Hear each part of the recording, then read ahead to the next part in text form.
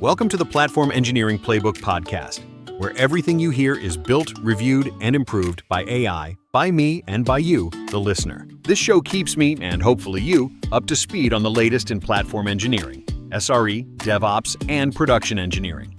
It's a living experiment in how AI can help us track, explain, and discuss the fast-moving world of infrastructure.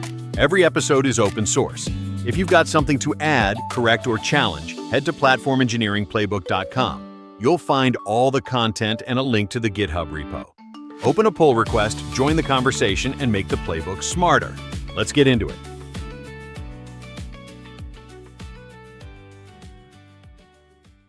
Today, we're kicking off something a little different. This is episode 1 of our 5-part Platform Engineering 2026 Look Forward series. Over the next 5 episodes, we're going to unpack the forces reshaping platform engineering right now. We'll cover Agentic AI, platform engineering going mainstream, developer experience metrics beyond DORA, Kubernetes entering what we're calling the boring era, and we'll wrap it all up with our predictions for 2026. And we're starting with the topic that's generating the most anxiety and excitement in equal measure, Agentic AI in platform operations, because the announcements keep coming and it's getting harder to separate the signal from the noise. Let me hit you with the hook that's been keeping me up at night. AWS just announced Frontier Agents at reInvent 2025. These things can reason across 30-plus steps, debug production issues, and orchestrate infrastructure changes autonomously. The MLOps market is projected to hit $129 billion by 2028. That's a 39% compound annual growth rate, according to Gartner. And that's led to the question I keep seeing in Slack channels and at conferences. Is platform engineering about to become obsolete?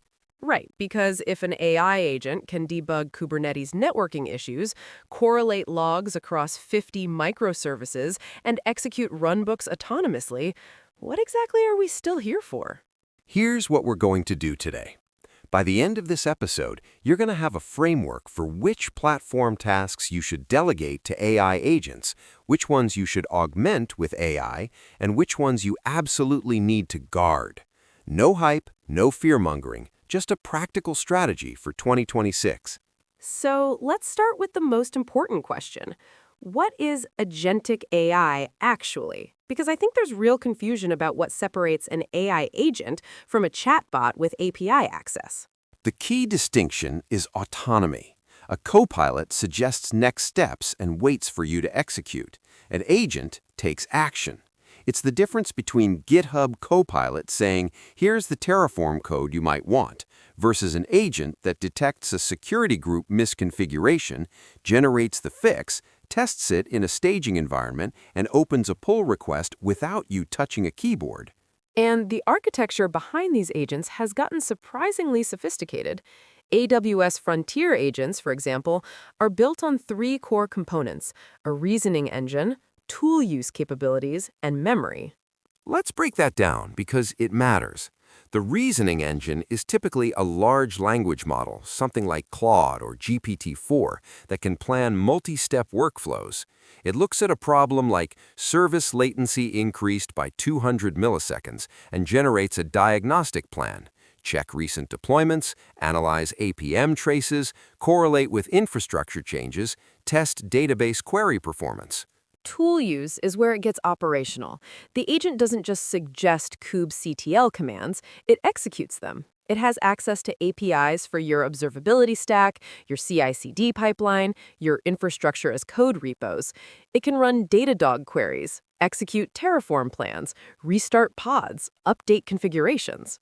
And memory is what makes it actually useful over time. The agent maintains context across incidents. It remembers that the last 3 latency spikes were caused by connection pool exhaustion. It knows that Service A always has a noisy neighbor problem on Tuesdays. That institutional knowledge compounds.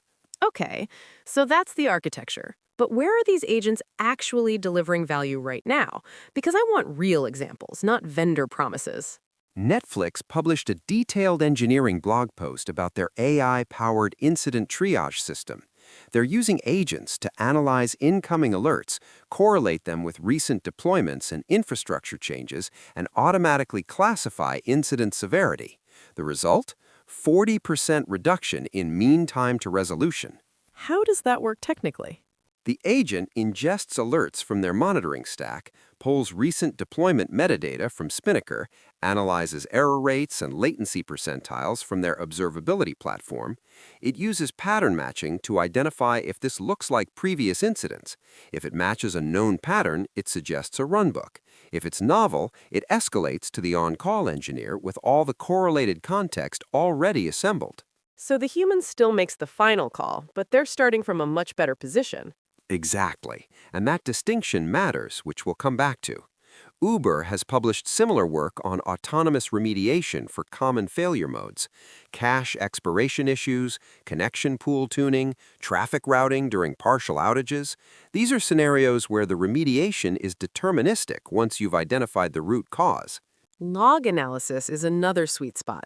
I've seen demos where agents analyze millions of log events, identify anomalous patterns, correlate them across services, and surface the 3 log lines that actually matter. That's incredibly valuable when you're staring at a wall of text at 2 a.m.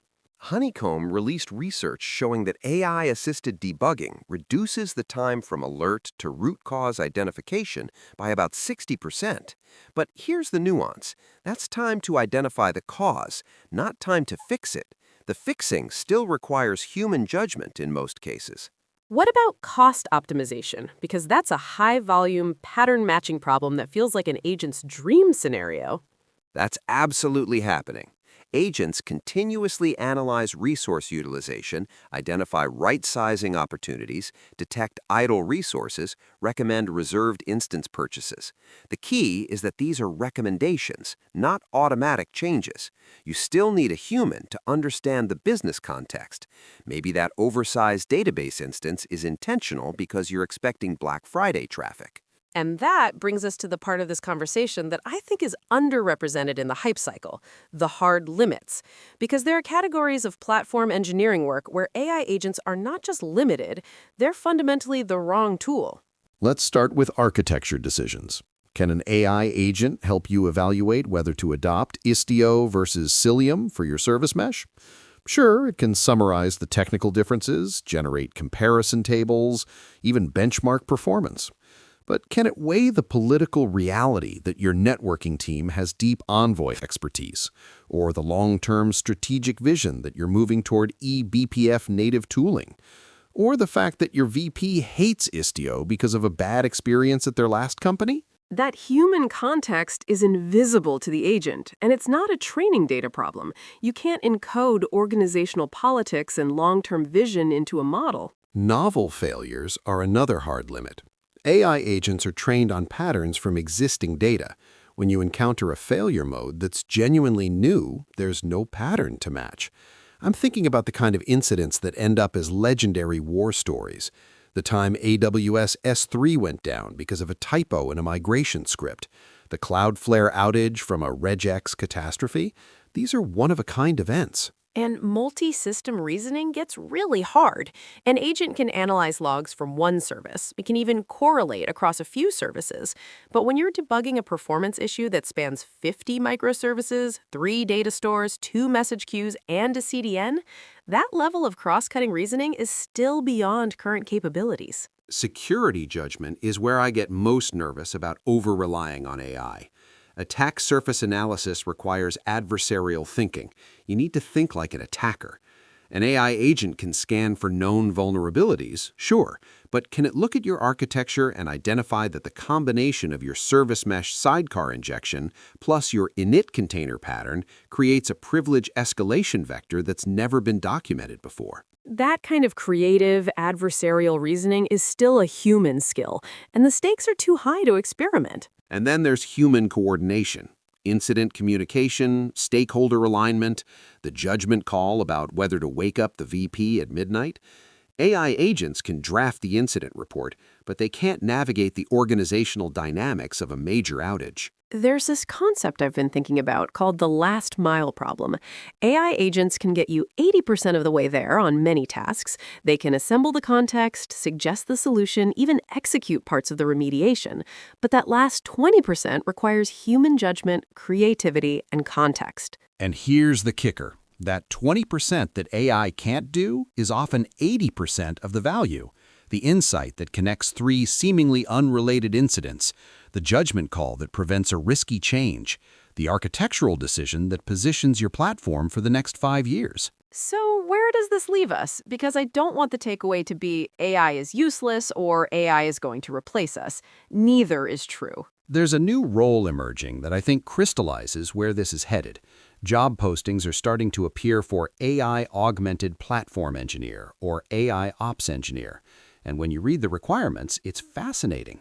They want traditional platform engineering skills, deep system knowledge, debugging expertise, but they also want prompt engineering, AI orchestration, and what they're calling guardrail design. What's guardrail design? It's the skill of knowing when to let the AI agent execute autonomously and when to require human approval. You're essentially designing the boundaries of AI autonomy. For example, an agent can restart a pod without approval, but it needs human confirmation before scaling down a database cluster. That's a judgment that requires deep operational experience. You need to understand the blast radius of different actions. Exactly. And this is why I think the platform engineer who can effectively wield AI agents is going to be significantly more productive than one who can't. But the platform engineer who trusts AI too much is going to cause production incidents. All right, let's get practical. You promised a framework. How do we actually think about which tasks to hand to AI and which to keep? I'm calling it the 60-30-10 framework. 60% delegate, 30% augment, 10% guard. Walk me through each category. Delegate means full autonomy. These are tasks where the AI agent can operate without human approval. Think log analysis, alert correlation, cost optimization recommendations, runbook execution for known failure modes, documentation generation from incidents. The key criteria: high volume, pattern-based, low blast radius, deterministic remediation. So if something goes wrong, it's easily reversible or low impact. Exactly. Augment means the AI does the heavy lifting, but a human makes the final decision. This includes incident response, where the agent suggests root cause and remediation but waits for confirmation, capacity planning, where the agent models scenarios but you approve the infrastructure changes, security scanning, where the agent identifies potential issues but you prioritize them, code review, where the agent flags problems but you decide what's blocking. The AI is a force multiplier, but you're still in the loop. Right. And then guard means human only, no AI involvement, or AI is purely informational. Architecture decisions, security posture strategy, novel failure debugging, stakeholder communication, production change approval for high-risk systems. These require business context, creative thinking, or have catastrophic failure modes. And the 60-30-10 split, those are percentages of your tasks? They're rough guidelines. Your mix will vary based on your platform's maturity, your team's risk tolerance, and your operational patterns. But if you find that 90% of your work is in the guard category, you're probably underutilizing AI. And if 90% is in the delegate category, you're probably taking too much risk. All right, so let's make this even more concrete. What should platform teams actually do in 2026? 5 action items. First, audit your runbooks. Go through every runbook your team maintains and categorize them. Which are purely mechanical, which require judgment. The mechanical ones are candidates for AI agent automation. And I bet most teams will find that 60 to 70% of their runbooks are mechanical. Restart this service, clear this cache, scale this resource group. That's been my experience. Second action item, pilot AI agents on low-risk, high-volume tasks first. Don't start by letting an AI agent manage your production database failover. Start with something like log analysis during incident triage or cost optimization recommendations for development environments. Build trust gradually. Learn where the failure modes are. Third, build what I'm calling the guardrail muscle. This is the skill of knowing when to override the AI. Keep a log of every time an AI agent suggests something and you decide not to do it. Review that log monthly. You'll start to see patterns in where human judgment matters.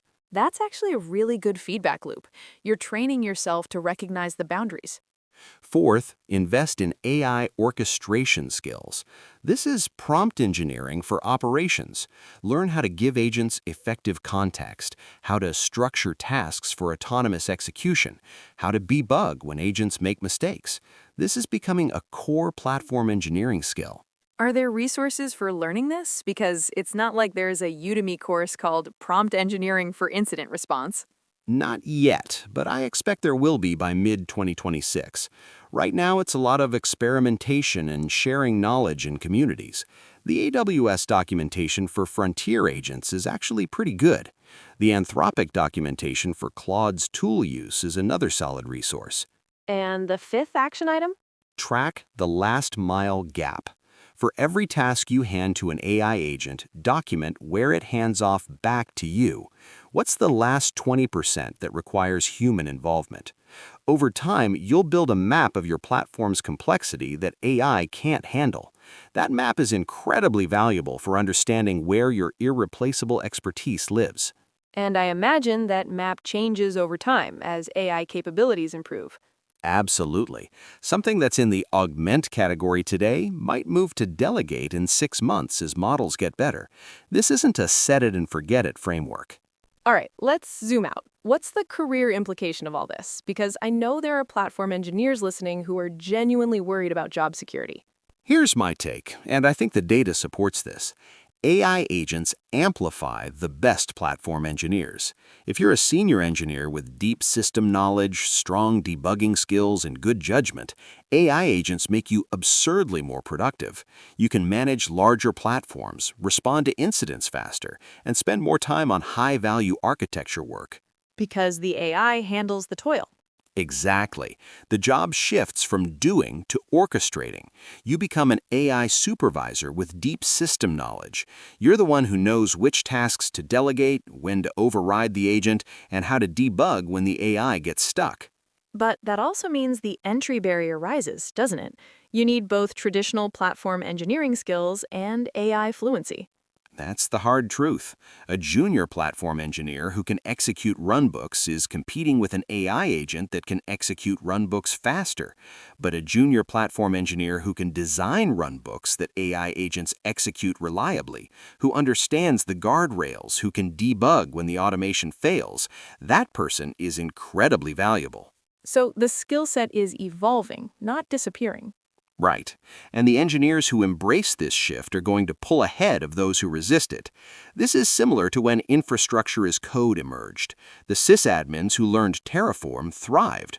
The ones who insisted on manual server configuration got left behind.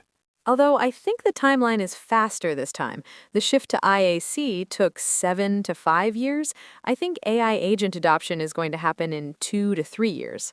Agreed. And that's why 2026 is the year to start building these skills. If you wait until 2028, you're going to be playing catch-up. Let me tie this back to where we started.